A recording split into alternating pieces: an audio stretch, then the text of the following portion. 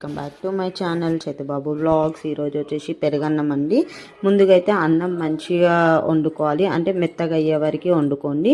అన్నం మెత్తగా అయిన తర్వాత అందులో పెరుగు వేసుకోండి. ఎంతైతే పెరుగు సరిపోతుందో అంత పెరుగు వేసుకొని అమూల్ ఫ్రెష్ క్రీమ్ ఉంటే అమూల్ ఫ్రెష్ క్రీమ్ వేసుకోవచ్చు. ఇది వచ్చేసి ఆప్షనల్ అండి, మీకు నచ్చితే వేసుకోండి, లేదు అంటే లేదు. బట్ వేస్తే ఏంటి అంటే ఆ రైస్ అనేది చాలా క్రీమీనెస్గా ఉంటుంది పెరుగన్నం అనేది.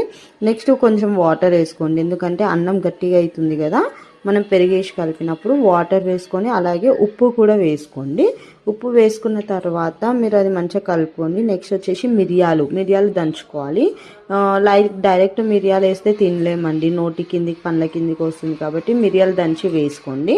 మిరియాలు దంచి వేసుకున్న తర్వాత పోపులో ఏంటి అంటే శనగపప్పు, జీలకర్ర, ఆవాలు, ఎండుమిరపకాయలు, కరివేపాకు వేసుకొని ఒక 5 to 10 minutes వరకు వేయించండి. ఎందుకంటే అది మంచిగా లైక్ అబ్జర్వ్ ఏమంటారు, శనగపప్పు అనేది ఫ్రై అవుతుంది అందుకని, లేదంటే పచ్చి ఉంటుంది కాబట్టి.